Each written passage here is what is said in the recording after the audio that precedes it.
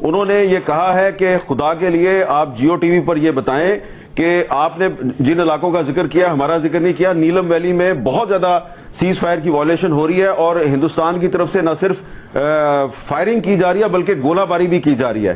اور کیونکہ پاکستان جو ہے وہ ایک امن پسند ملک ہے تو سیز فائر پہ راضی ہو گیا. تو جب سے پاکستان نے سیز فائر کے بعد اپنی گنے خاموش کی ہیں, اپنی توپوں کو خاموش کیا ہے, تو اس کا اب بھارت کی طرف سے ناجائز فائدہ اٹھایا جا رہا ہے. لیکن اگر ورکنگ باؤنڈری پہ سیالکوٹ سیکٹر میں بھی اگر سیز فائر کی وائلیشن ہو رہی ہے تو یہ انٹرنیشنل بارڈر ہے. یہ ہو نہیں سکتا کہ انڈین گورنمنٹ جو ہے اس نے ابھی تک جو سیز فائر کا فیصلہ ہے یہ اپنی آرم فورسز کو کمیونیکیٹ نہیں کیا, اور اگر یہ کمیونیکیٹ نہیں ہو سکا تو یہ ان کی نااہلی ہے. جیسا کہ انہوں نے پچھلے 3-4 دن میں اپنی نااہلی دکھائی ہے, تو اس معاملے میں بھی اگر وہ نااہلی دکھا رہے ہیں اور اب اگر انڈین میڈیا پاکستان پہ الزام لگا رہا ہے تو یہ بالکل جھوٹ ہے, بالکل جھوٹ ہے. پاکستان کی طرف سے سیز فائر کی کوئی وائلیشن نہیں ہو رہی.